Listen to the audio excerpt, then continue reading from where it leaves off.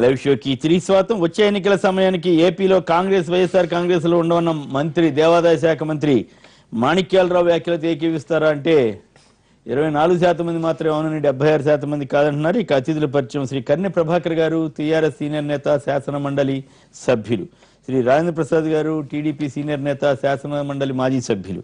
శ్రీ చెంగల్రాయుడు గారు, శాసన మండలి సభ్యులు, కాంగ్రెస్ పార్టీ సీనియర్ నేత. మరి కాసేపట్లో అల్జాపూర్ శ్రీనివాస్ గారు, బీజేపీ అధికార ప్రతినిధి, వారు కూడా మనతో చర్చలో ఉంటారు. ఆసక్తికరంగా ఒక రకంగా చెప్పాలంటే సంచలనాత్మకమైన విషయాలు ఏవి?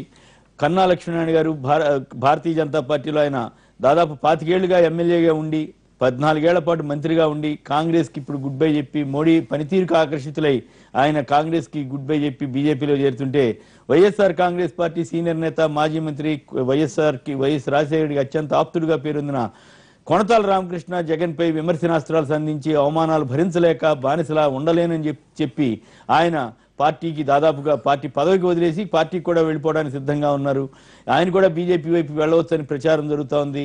మరి అలాగే ఇక్కడ అదే సమయంలో ఇక్కడ టీఆర్ఎస్లో ఈరోజు అధికారికంగా తేగల కృష్ణారెడ్డి, తలసాని శ్రీనివాస్ యాదవ్ వీళ్ళంతా చేరుతున్నారు.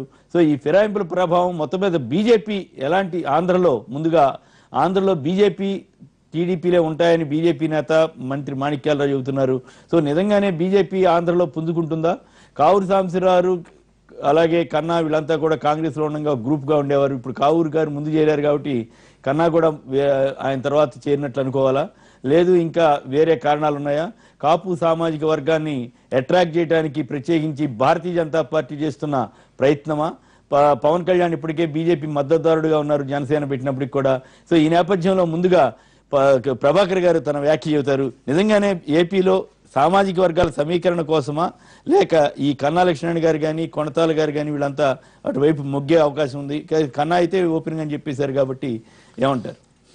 ఎన్నికల ముందు సామాజిక వర్గాలు, సామాజిక కోణం కనిపిస్తుంది తప్ప ఎన్నికల తర్వాత ఏదన్నా నిర్ణయం జరిగితే అంటే వాళ్ళు కొనసాగుతున్నటువంటి పార్టీలు, ఆ పార్టీలలో మనుగడ అనేటువంటి ఆలోచనతోటి ఎవరైనా నిర్ణయం తీసుకున్నట్టుగా కనిపిస్తుంది మనం ఎక్కడైనా కానీ.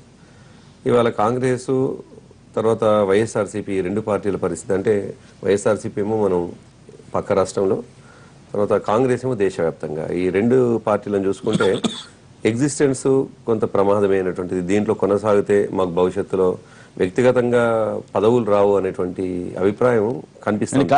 వైఎస్ఆర్ కాంగ్రెస్ కూడా దెబ్బతింటుందా ఆంధ్రప్రదేశ్లో? నిజానికి మొన్నటి ఎన్నికల్లో స్కోప్ ఉంటే ఉండనేమో కొంత, కానీ చాలా కాలం ఫైట్ చేసిన తర్వాత వాళ్ళు ఏ మేరకు ఉంటారు అనేటువంటిది కొంత అనుమానంగానే కనిపిస్తూ ఉంది నిజానికి అక్కడ ఉన్నటువంటిది.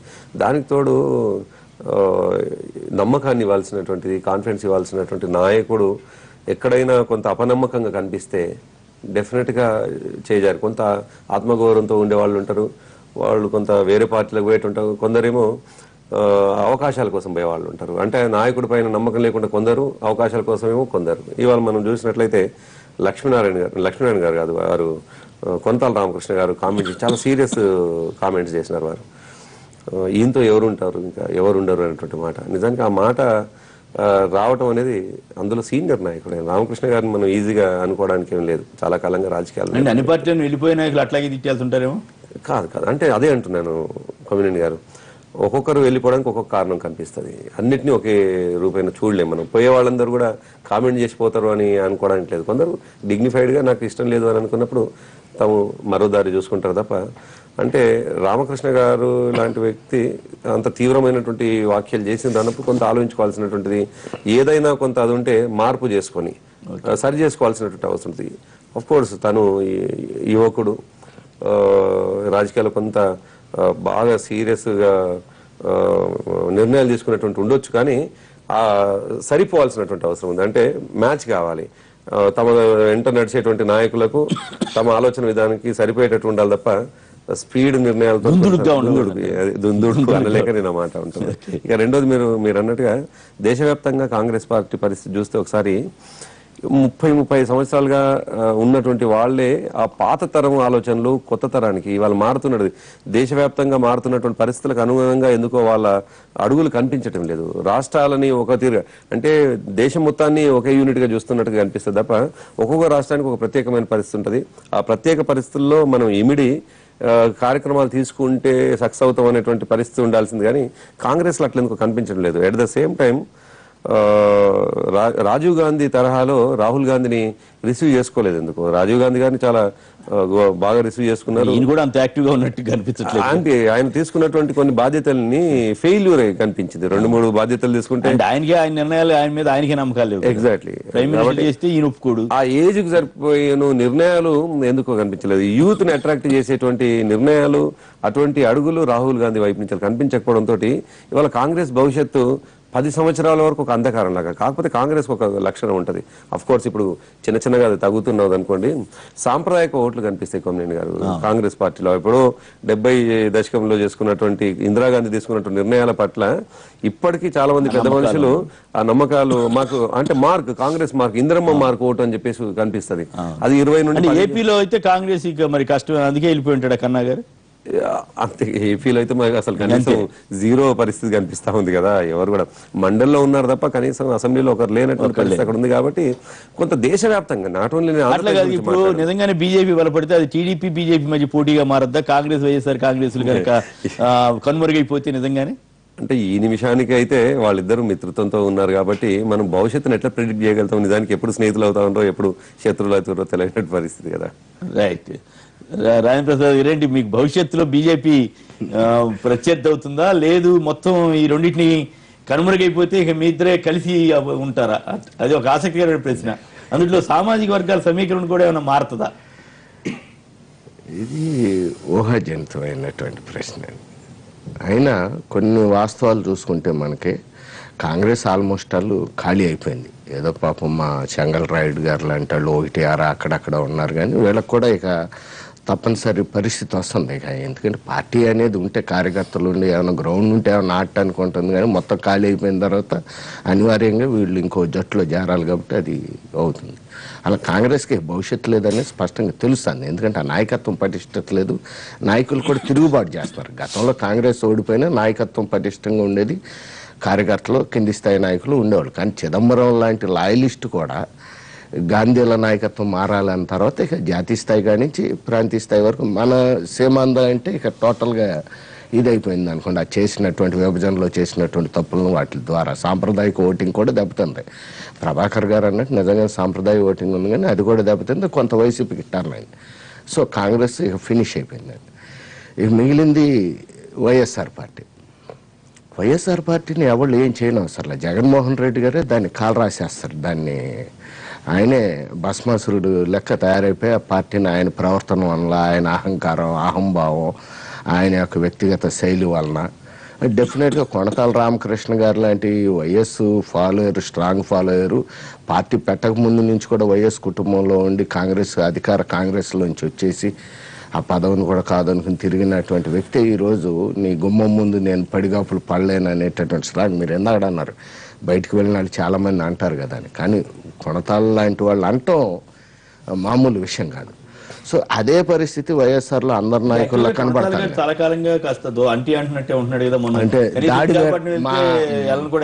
కారణం ఏంటంటే కొడతాల్ గారు నిజంగా లాయలిస్టు, స్ట్రాంగ్ లీడర్ కూడా. అక్కడ ఈయన అక్కడితో ఆగకుండా అత్యాసకు పోయి జగన్మోహన్ రెడ్డి గారు అదే అనుభవ రాహిత్యం, అహంకారం, అహంభావం, ఆయన ఫంక్షనింగే వేరు. ఒక నాయకుడు కార్యకర్తలతో తోటి నాయకులను కలుపుకెళ్లే మనస్తత్వం లేదు. అటువంటి కొనతాలను పక్కన పెట్టి దాడి వీరభద్ర అని తీసుకుంటాం జరిగింది. మా తెలుగుదేశంలో ఉండేటువంటి దాడి వీరభద్ర అని అక్కడి నుంచే మొదలైంది ఆ క్లాష్ అనేది. అదేముంది చివరికి అత్తింటికి పుట్టింటికి కాకుండా పోయాడు జగన్మోహన్ రెడ్డి గారు. దాడి వీరభద్ర గారు బయటకు వచ్చేసారు, కొనతాల గారు బయటకు వచ్చేసారు. రెంట్కి చెడ్డ రేవడైపోయింది. ఇదే పరిస్థితి అన్ని జిల్లాల్లో అన్ని చోట్ల కూడా కనబడుతుంది. సో అది వైఎస్ఆర్ పార్టీ మామూలుగానే.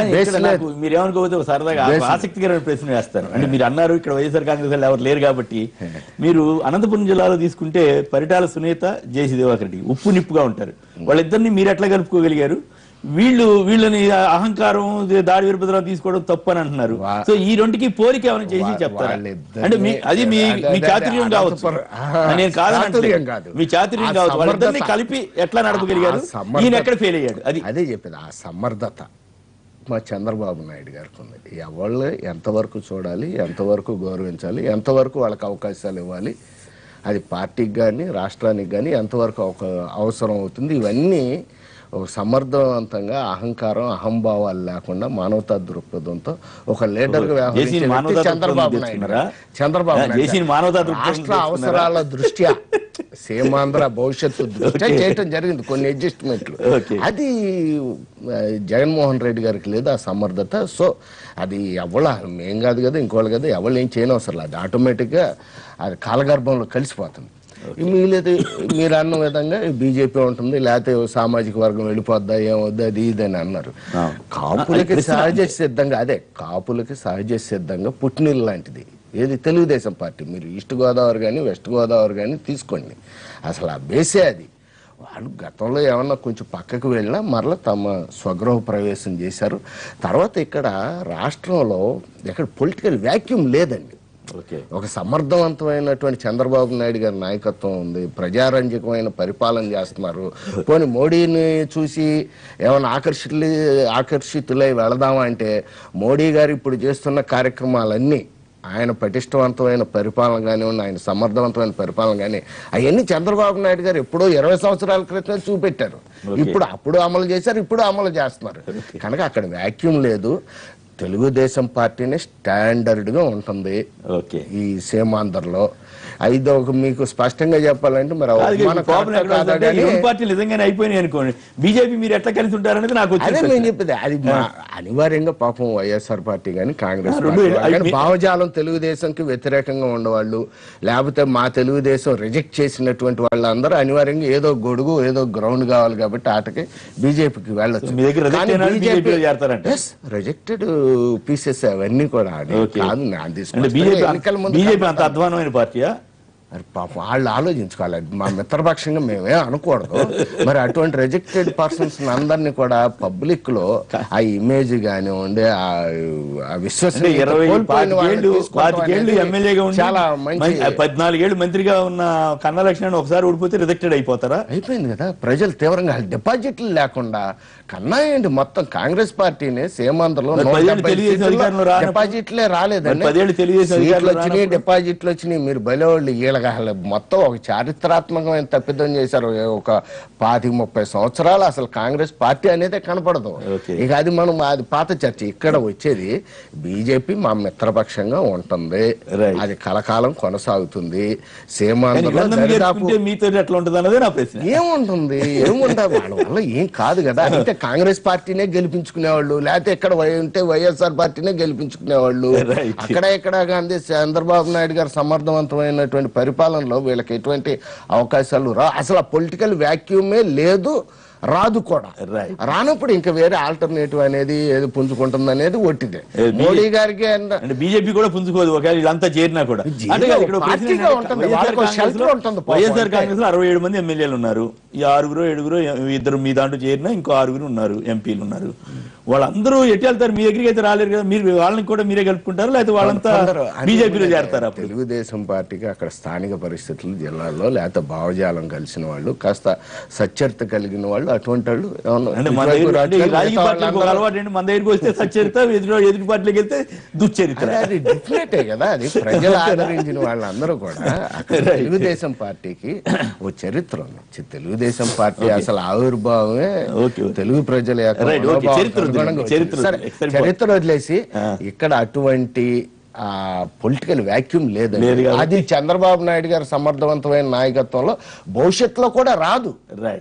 పోనీ మోడీ గారిని చూసి ఆకర్షితులు అవుతారంటే మోడీ గారి కంటే ఇంకా పవర్ఫుల్ గా ఇక్కడ కార్యక్రమాలు అమలు చేసి, ఇప్పుడు స్వచ్ఛ భారత్ అన్నారు, అది పచ్చదనం పరిశుభ్రత అని ఎప్పుడో 15 ఏళ్ల క్రితం చంద్రబాబు నాయుడు గారు చేశారు.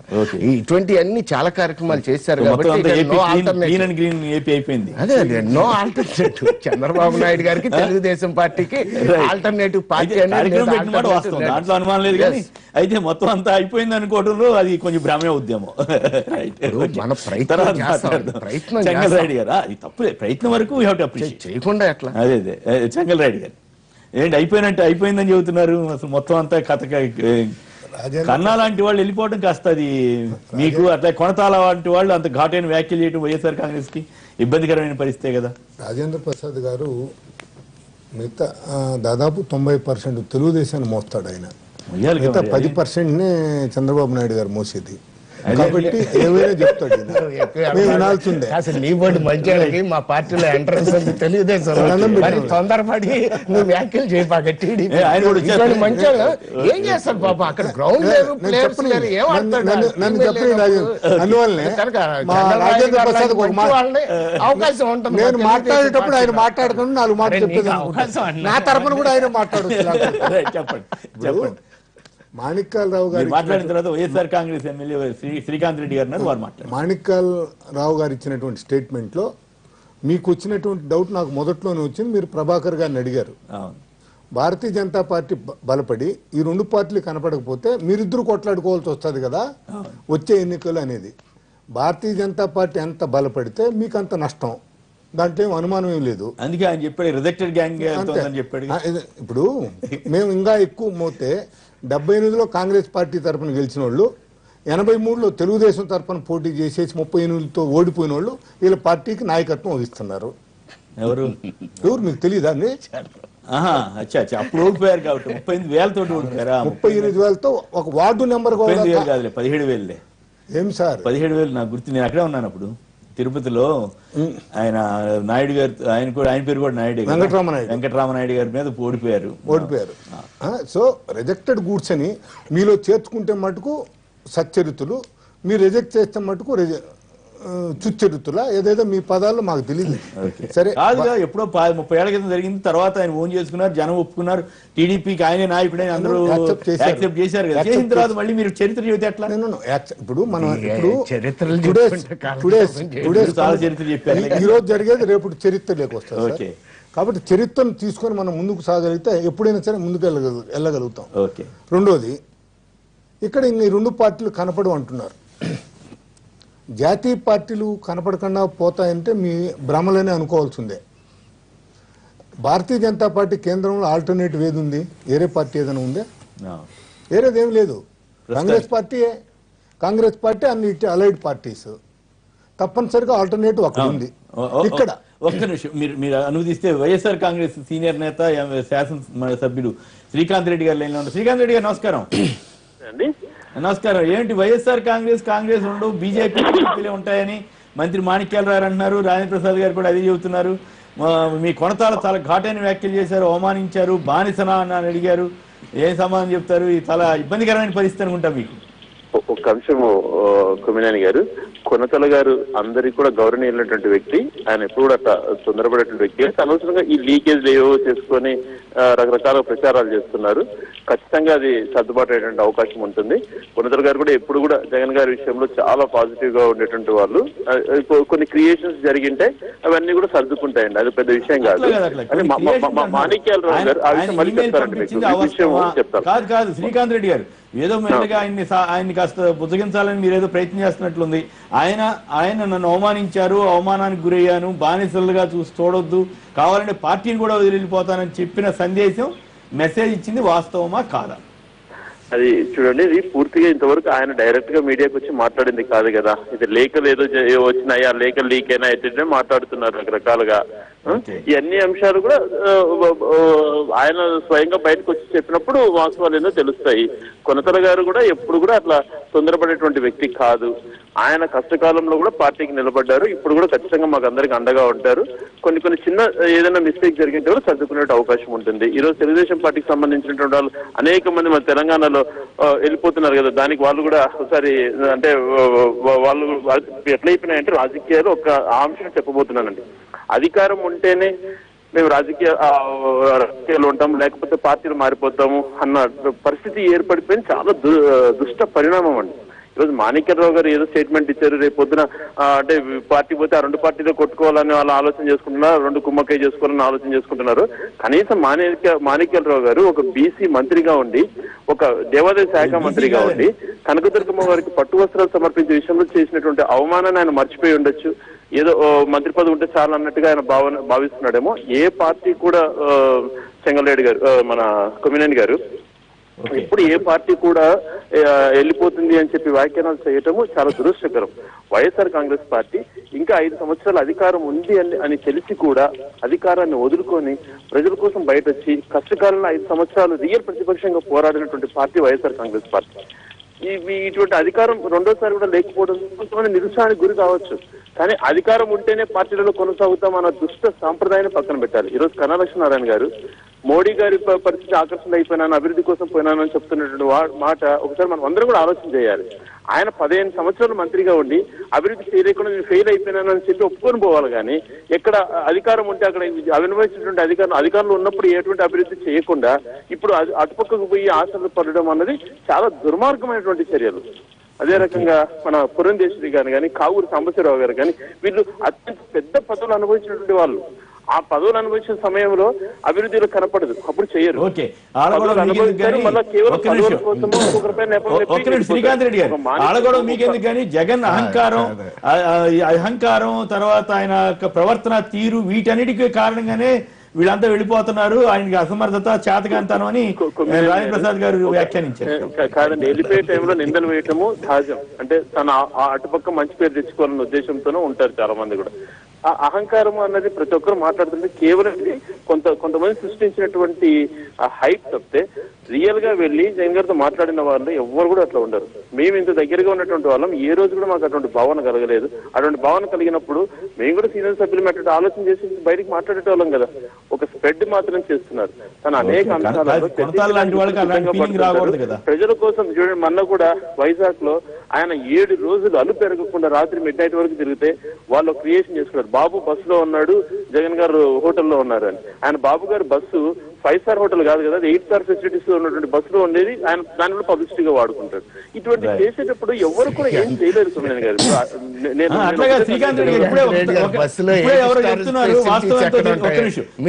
బస్సు చూపెడతాం, అది చిన్న బెడ్ ఉంటుందండి ఆ బస్సులో, చిన్న బాత్రూమ్ ఒక్క మనిషి, అది 8 స్టార్ ఫెసిలిటీస్ అంట. పత్రిక రాసింది ఇంగ్లీష్ పత్రికలో ఏమైనా వచ్చిందంటే నోవాటెల్ విమానాశ్రయాన్ని అదే హోటల్ కిన్ను చంద్రబాబు గారి బస్సు స్థాయిలో ఉన్నాయని తీసుకొచ్చి చూపెడతాం. వచ్చిన శ్రీకాంత్ రెడ్డి గారు వచ్చిన రాసిన విలేకరు వచ్చిన చూపెడతాం. ఇంట్రెస్టింగ్ విషయం ఒకటి వచ్చింది, ఎంతవరకు వాస్తవం మీరు చెప్పాలి. కడప జిల్లాలో శ్రీకాంత్ రెడ్డి గారు చేసినటువంటిది ఎక్కడ కనపడదు. ఒక్క నిమిషం శ్రీకాంత్ రెడ్డి గారు, కడప జిల్లాలో మన ఆదినారాయణ రెడ్డి గారు మరి ఎవరో ఒక ఎమ్మెల్యే మిగతా ఎమ్మెల్యేలు అందరినీ కలుపుకుని ఇతర పార్టీలోకి వెళ్ళడానికి ఓ ప్రయత్నం జరుగుతోందని ఓ ప్రచారం జరుగుతుంది, ఎంతవరకు వాస్తవం? మరి ఆయన బీజేపీలోకి వెళ్తారా, టీడీపీలోకి వెళ్తారా? అవన్నీ ప్రచారాలు మాత్రమే. ఇప్పుడు అధికారంలో ఉన్నటువంటి ఇప్పుడు తెలుగుదేశం పార్టీ అధికారం రెండోసారి కోల్పోయినప్పుడు అసలు పార్టీనే ఉండదు, ఖాళీ అయిపోతుంది. అందరూ కూడా మేము వస్తాం ఆ పేర్లని నేను చెప్పడం ఇప్పుడు బాగుండదు. ప్రతి ఒక్కరు వెంటబడ్డారు. వాళ్ళకి ఏంటంటే రాష్ట్రం విడిపోయిన తర్వాత విడిపోతే మాకు అధికారులకు వస్తుందని చెప్పి విభజనకు సహకరించి ఏదో రకంగా కుట్రలు పన్ని ఫాల్స్ హామీలు ఇచ్చి అధికారులకు వచ్చిండొచ్చు, కానీ అధికారులకు వస్తేనే మిగతా పార్టీలని ఖాళీ అయిపోతాయి అన్నది మాత్రం చాలా దురదృష్టకరము. ఎక్కడ ఏ పార్టీతో మనం ఎన్నికైతామో, ఏ పార్టీ పేరు చెప్పి మనం ఓట్లు వేయించుకుంటామో దానికి కొంచెం కట్టుబడి ఉండాలి. దాని కట్టుబడి లేకుండా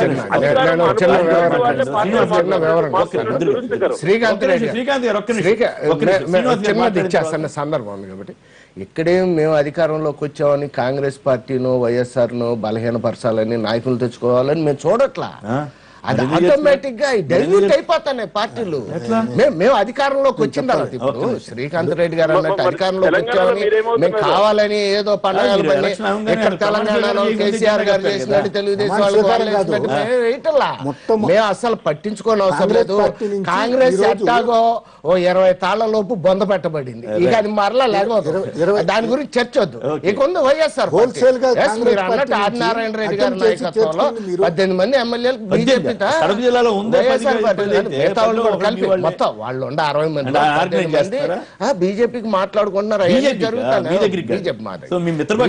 మాట్లాడుకుంటున్నారు అది మా ప్రమేయం చేయని అవసరం. మీ కింద అదే చెప్పింది, జగన్ వాళ్ళనే ఆ పార్టీ భ్రష్టు పెట్టిపోతుంది తప్పితే మేము ఏం చేయాలి అసలు మేము పట్టించుకోము. రాజేంద్ర ప్రసాద్ గారు ఒక్క నిమిషం శ్రీకాంత్ గారు, ఒక్క నిమిషం అండి. ఇప్పుడు రాజేంద్ర ప్రసాద్ గారు అంటున్నారు జగన్ గారి వల్లే అంతా వెళ్ళిపోతున్నారు. ఈ రోజు జగన్ గారు అంటేనే మీకు భయం కదా. ఇప్పుడు జగన్ గారు అనేది వైఎస్ఆర్ కాంగ్రెస్ పార్టీ రాజశేఖర్ గారి కొడుకుగా ప్రజల కోసం అనేక రాత్రులు మేలుకున్నాడు. రోజుకు 18-20 గంటలు ప్రజల మధ్యలో ఉన్నాడు. ఆయన వల్లే పార్టీ నిలబడింది. ఆయన ఎదుర్కోలేక మీరు దుష్ప్రచారాలు మొదలుపెట్టి ఇటువంటి నాటకాలు ఆడుతున్నారు.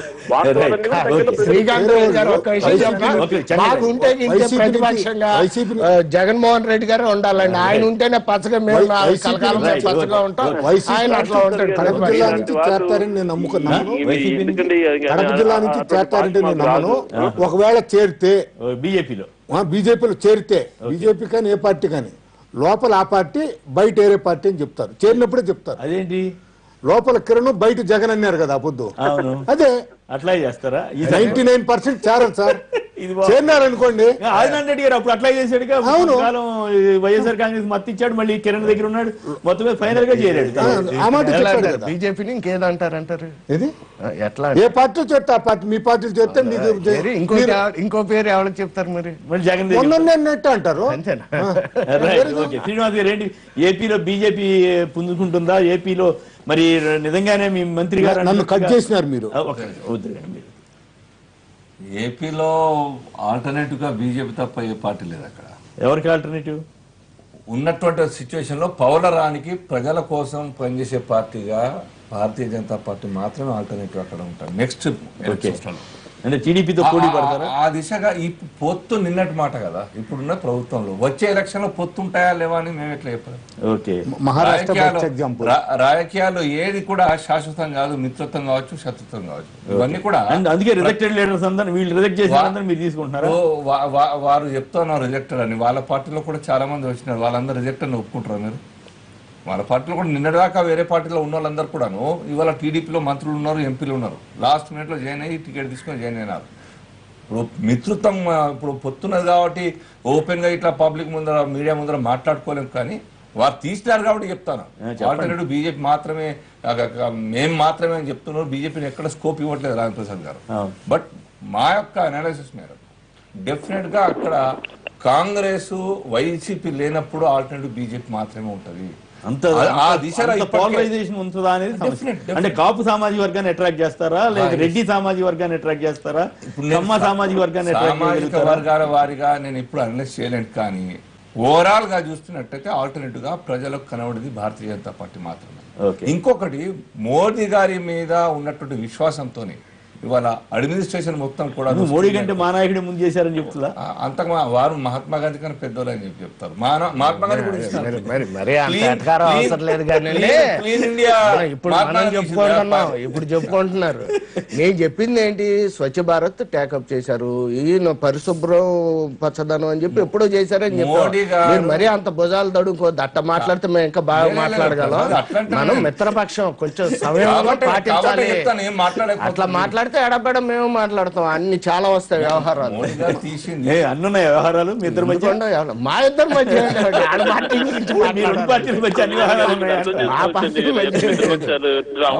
అక్కడ ఆల్టర్నేటివ్ గా వారు చంద్రబాబు గారు చెప్పినట్టుగా మహారాష్ట్ర నిన్నటి వరకు 20 సంవత్సరాలు ఉన్నటువంటి పొత్తు బ్రేక్ ఇవాళ పవర్లకు 2 పార్టీలు కూడా లాభపడ్డాయి.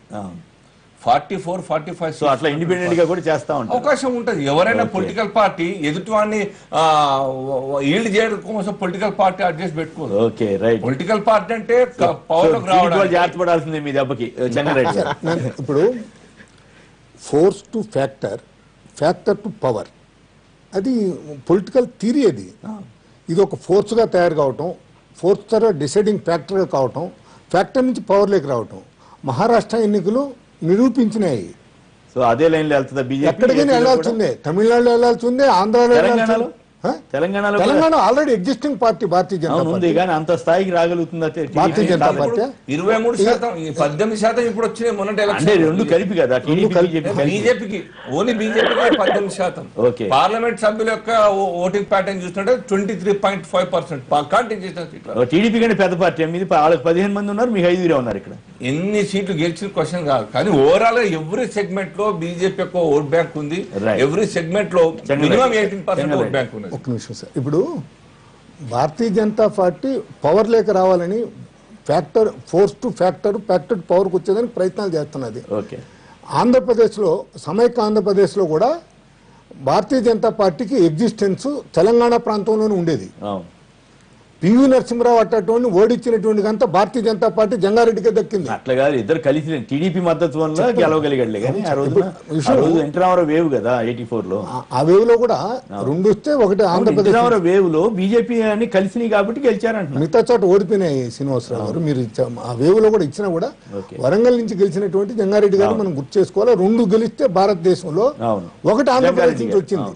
సో ఇక్కడ ఆల్రెడీ ఫ్యాక్టర్ ఫోర్స్ నుంచి ఫ్యాక్టర్ కూర్చున్నది ఇక్కడ. అక్కడ పునాదులు లేదు ఆంధ్రాలో. ఆంధ్రాలో పునాదుల కోసం ప్రయత్నం చేయడం తప్పు లేదు. రెండోది వాళ్ళ పార్టీ ఇష్టం వాళ్ళది. రెండోది కాపు సమాజానికి మాకు పేటెంట్ హక్కు ఉందని చెప్పి రాజేంద్ర ప్రసాద్ అంటున్నారు. పిఆర్పి తరఫున చిరంజీవి గారి పార్టీ పెడతానే కాపు వర్గానికి ఊరికి సీట్లు ఇలా తెలుగుదేశంలో. అప్పుడేమైపోయింది, మీ పేటెంట్ హక్కు పోయింది. ఇంకపోతే ఒకటి చెప్పాలి సార్, నన్ను చెప్పనింది. ఈ భారతీయ జనతా పార్టీ ఆల్టర్నేటివ్ అని చెప్పేసి మాణిక్యాలరావు గారు అంటున్నారు కదా, ఏ యాంగిల్లో మీరు అవుతారు చెప్పండి? మీరు చంద్రబాబు నాయుడుతో డిఫై బయటకు వస్తారా? మీరు పెరిగేదానికి అవకాశమే లేదు. ఆ గొడుగు కింద, ఆ మర్రి చెట్టు కింద గడ్డి పెరగదు. మీరు ఇప్పటి నుంచే డిఫై బయటికి రాగలిగితే మీరు పెరుగుతారు, లేకపోతే జీరో. అమిత్ షా గారికి సలహా ఇస్తున్నారు. ఒకటి మూడు అమిత్ షాకే కాదండి, మొన్న చెప్తున్నాను. మూడు పార్టీలు మళ్ళీ రంగంలోకి వచ్చాయనుకో, కాంగ్రెస్ పార్టీ సోర్సు ఇద్దరు కొట్టుకోమని చెప్పండి చూద్దాం. మీరు ఖాళీ అయిపోతారని కదా, ఖాళీ అవుతారు. కాంగ్రెస్ పార్టీ ఆల్టర్నేటివ్ భారతీయ జనతా పార్టీకి ఆల్ ఇండియా లెవెల్ ఆల్టర్నేటివ్ వేరే పార్టీ ఉంటే చెప్పండి. మీరు లేదు. కాంగ్రెస్ పార్టీ శ్రీకాంత్ రెడ్డి గారు ఫైనల్ గా చెప్పండి, వైఎస్ఆర్ కాంగ్రెస్ నుంచి కూడా బీజేపీకి వెళ్ళే అవకాశాలు ఉంటాయా ఉండవా? లేదు, మీరు ఇప్పటికే సగం మద్దతు ఇస్తున్నారు కాబట్టి భవిష్యత్తులో మీరేమన్నా బీజేపీతో టైఅప్ పెట్టుకోవడానికి ప్రయత్నం చేస్తారా? చూడండి, ఒక్క అంశం అండి. ఈ రోజు మా పార్టీ బేస్ చేసుకుని ఆంధ్రప్రదేశ్ లో 5 సంవత్సరాల అధికారం, ఏ పార్టీ కూడా మీరు భారతదేశంలో ప్రపంచంలో చూసుకోండి, 5 సంవత్సరాల ముందు పార్టీని పెట్టి పార్టీని కాపాడుకుంటూ ఈరోజు అధికారంలోకి రావాల్సింది జస్ట్ 1.45% ఓటింగ్ ప్యాటర్న్ తో తేడాతో 67 సీట్లు కూడా గెలుచుకోగలిగినాం. మేము వేరే పార్టీలతో జతకట్టాల్సినటువంటి అవసరం లేదు. ఖచ్చితంగా బ్రహ్మాండమైనటువంటి ఆదరణ ఆంధ్రప్రదేశ్ లో మాకు ఉంటుంది. ఈ రోజు తెలుగుదేశం పార్టీ, భారతీయ జనతా పార్టీ చేసినటువంటి తప్పులన్నీ కూడా ప్రజలు గమనిస్తున్నారు.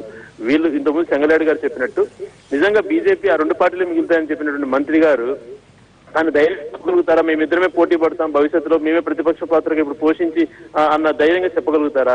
అధికారాల కోసం, కేవలం వాళ్ళ యొక్క ఎగ్జిస్టెన్స్ కాపాడు కోసం ఇటువంటి చెప్తున్నారు. మన కొనతల రామకృష్ణ గారి విషయంలో కూడా ఒక చిన్న అంశం అండి, కొమ్మినేని గారు. కొనతల అంశం కూడా, కొనతల గారు ఎప్పటి నుంచి కూడా బాగుండేవాళ్ళు. ఒక చిన్న అంశం పైన తేడా వచ్చాయి. అది గండి బాబ్జీ గారు, అందరికి తెలిసినటువంటి అంశమే. గండి బాబ్జీ అంశం కూడా జగన్ గారు ఎటువంటి పొరపాటు చేయలేదు. 9 రోజులు తుఫాన్ పర్యటనలో రాత్రి మూలు తిరుగుతున్న జగన్మోహన్ రెడ్డి గారు తన కాన్ఫరెన్స్ లో పర్యటించినప్పుడు రాకపోవడం అనేది అక్కడ లోకల్ గా కొంతమంది కంప్లైంట్ చేసినటువంటి విధానాన్ని బట్టి ఆయన చర్య తీసుకోమని లోకల్ పీపుల్ డిమాండ్ చేయడం జరిగింది. దానిపైన ఆలోచిస్తామని చెప్పి జగన్ గారు చెప్పడం జరిగింది. దాన్ని పెద్ద ఇదిగా క్రియేట్ అయింది, అది వేరే విధంగా తప్పుదోవ పట్టించారు. ఇవన్నీ కూడా సర్దుకునేటువంటి అంశాలు. ఎప్పుడు కూడా ఆంధ్రప్రదేశ్ లో ఖచ్చితంగా వైఎస్ఆర్ కాంగ్రెస్ పార్టీ నిలబడుతుంది. మాణిక్యరావు గారు అవన్నీ కలలు కంటున్నారు. ఆ 2 పార్టీలు ఈ ప్రజలకు ఇచ్చినటువంటి హామీల పైన దృష్టి పెట్టి రైతు రుణమాఫీ, వీటిపైన మహిళలకు చెప్పినటువంటి రుణాల మాఫీ, ఇవన్నీ చేయడానికి ప్రయత్నం చేయాలి. కానీ ఆ పార్టీలను ఖాళీ చేస్తాం, మేమే ఉంటామని చెప్పి మాట్లాడుకోవడం దురదృష్టకరము. కరెక్ట్ గా 3 సంవత్సరాల కింద మోడీ గారు లేనప్పుడు భారతీయ జనతా పార్టీ అసలు లేదు అని చెప్పేసి అనుకున్నటువంటి రోజులలో సడన్ గా లాస్ట్ 2 సంవత్సరాల్లో మీడియా వల్లనో మోడీ వల్లనో ఒక ఊపు వచ్చింది. రాజకీయాల్లో ఎప్పుడు కూడా ఏ విషయాలు చెప్పలేమండి, లాస్ట్ వరకు ఎదురు చూడాలి, ప్రజల అభిప్రాయాన్ని మర్చిపోవాలి. మాణిక్యాలరావు గారు ఏదో ఒక పార్టీని ఖాళీ చేస్తామని చెప్పలేదే. అక్కడ ఉన్నటువంటి పరిస్థితుల్లో ఆ 2 పార్టీలకు ప్రభావం తగ్గుతుంది. ఆల్టర్నేటివ్ గా మేము ఎదుగుతామని చెప్తా ఉన్నారు. వైసీపీకో లేకుంటే కాంగ్రెస్ కో మొత్తం వైపౌట్ చేస్తాం, మేము చేస్తామని చెప్పట్లే. మాణిక్యాలరావు వచ్చేస్తారని పొలిటికల్ పార్టీగా డెఫినెట్ పరిస్థితుల బట్టి మారుతారు. దాన్ని మనము స్వీకరించాలి పాజిటివ్ గా. కానీ ఏదేమైనా మొత్తం మీద భవిష్యత్ రాజకీయాల్లో ఏపీలో ఖచ్చితంగా బీజేపీ తన వంతు పాత్ర పోషించడానికి, అధికారంలో రావడానికి మహారాష్ట్ర ఉదాహరణగా తీసుకుని ప్రయత్నం చేస్తున్నట్టుగా వారు చెప్తున్నారు. మరి ఎలాంటి అయితే ఆసక్తికరమైన విషయం ఏంటంటే, తొలి రోజుల్లో చంద్రబాబు గారికి, కన్నా గారికి ఉప్పు నిప్పుగా ఉండేది. ఇప్పుడు వాళ్ళిద్దరూ మిత్రపక్షాలు అయ్యారు. అలాగే రాయపాటి గారికి, కన్నా గారికి పెద్ద గందరగోళం ఉంది. అవన్నీ ఎలాంటి ఆసక్తికరమైన పరిణామాలు దారితీస్తాయి అనేది కూడా చర్చనీయాంశం అవుతాయి. ఇక వచ్చే ఎన్నికల సమయానికి ఏపీలో కాంగ్రెస్, వైసీపీలో ఉండవని, టీడీపీ, బీజేపీలో ఉంటాయన్న మంత్రి మాణిక్యాలరావు గారి వ్యాఖ్యలతో ఏకీపిస్తారా అంటే 32% మంది అవునని, 68% మంది కాదన్నారు. ఇప్పుడు చిన్న విరామం తర్వాత లైవ్ షో కొనసాగుతుంది.